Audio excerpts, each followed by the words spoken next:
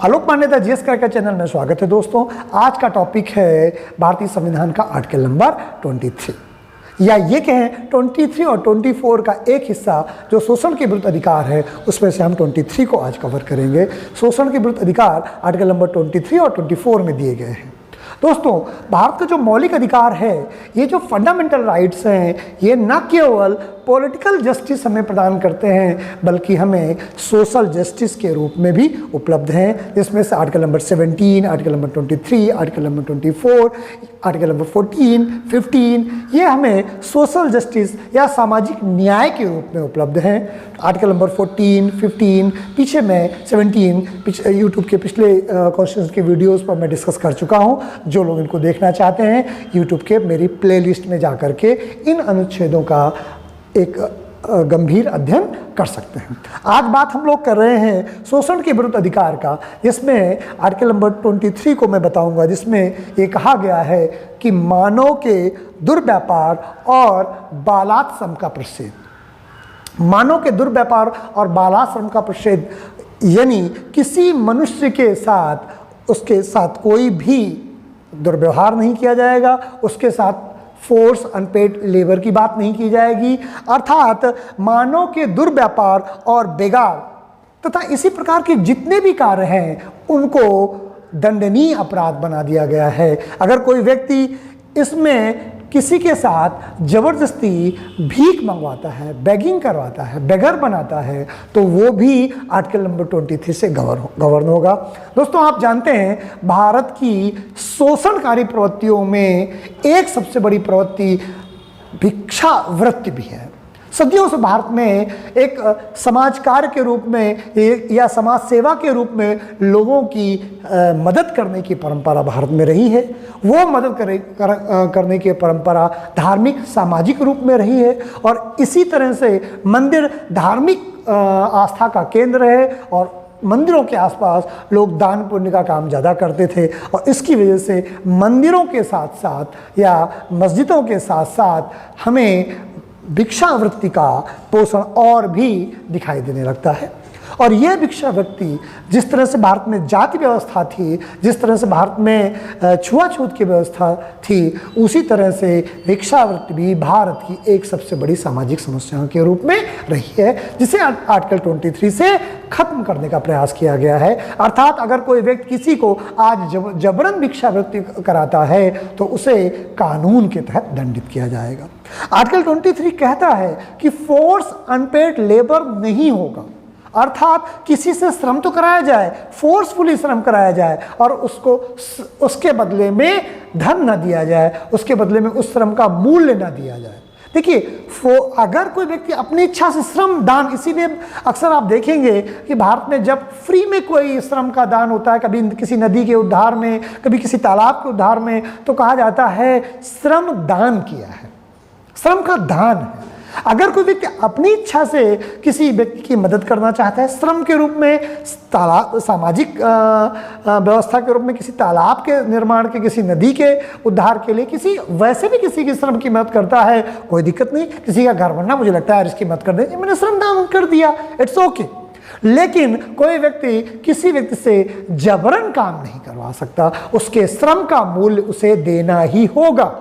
अगर कोई व्यक्ति किसी से कार्य कराता है और उसका पैसा नहीं देता है तो यह कानून का उल्लंघन होगा और यह एक दंडनीय अपराध होगा।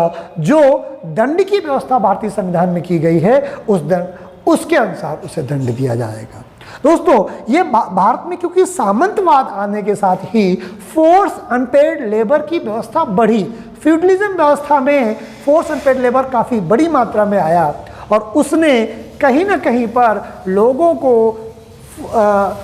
बगैर मूल्य के श्रम करने की व्यवस्था को आगे बढ़ाया, श्रम करने की व्यवस्था को समाज में एक स्थापित रूप दिया। इसीलिए दोस्तों, भारतीय समाज में श्रम दान की व्यवस्था की जगह पर श्रम की गुलामी की कॉन्सेप्ट आ गई, जिसमें कोई व्यक्ति अगर गरीब है, किसी निम्न जात में पैदा हुआ है, तो उसे अपना श्रम दान करना ही पड़ेगा। अर्थात विष्टि करनी ही पड़ेगी। और आर्टिकल नंबर 23 इसी विष्टि को, बेगार को, मानव दुर्व्यवहार को रोकता है।